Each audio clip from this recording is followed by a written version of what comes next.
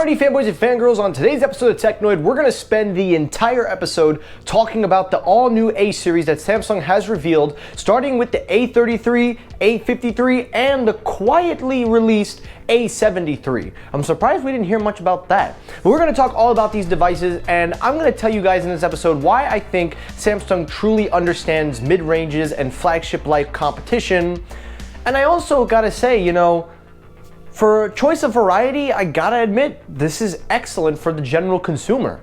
All of that on today's episode, so don't touch the dial, turn the quality up to 4K because Technoid starts right now.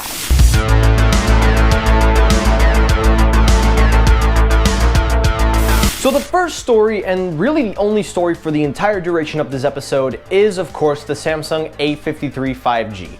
Now, as you know, the Samsung A series is a little bit of a mixed bag for a lot of people.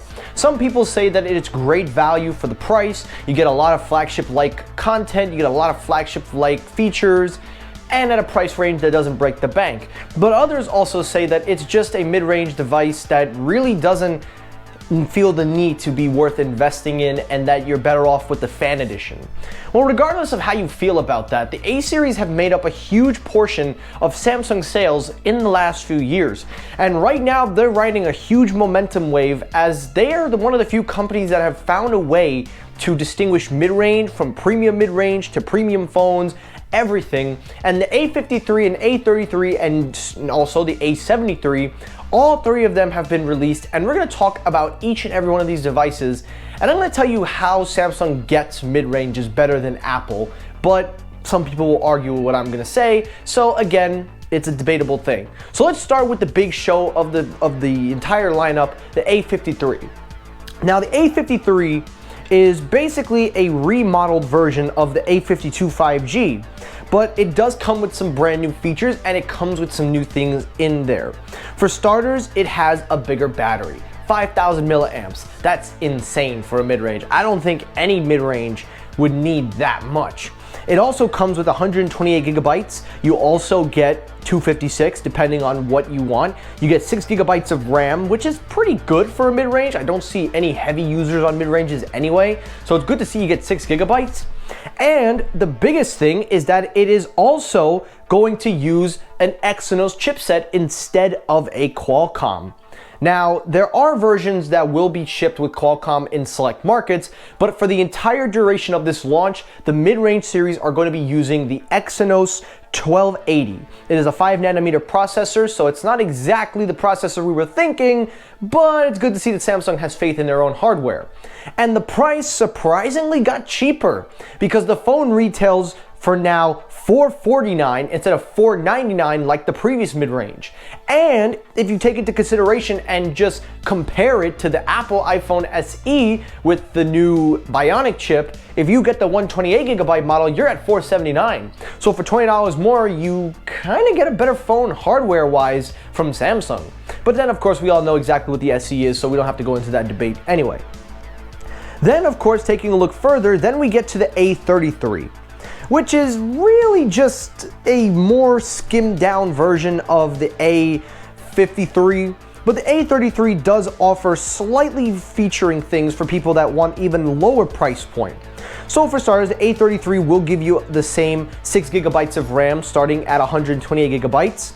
The A33 has a 6.4 inch display. The 53 will have a 6.7 inch display. The pricing and differences all ranged also on the quality of the display, which is something that I didn't get to mention before.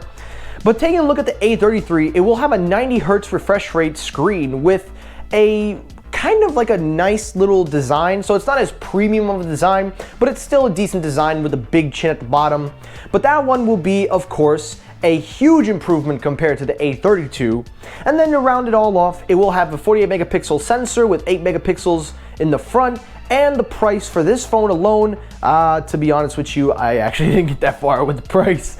But regardless, it will probably be a few $100s cheaper, so probably around the $399 mark. But then of course, we get to the main showstopper that Samsung didn't even talk about. I'm surprised we didn't hear much about it.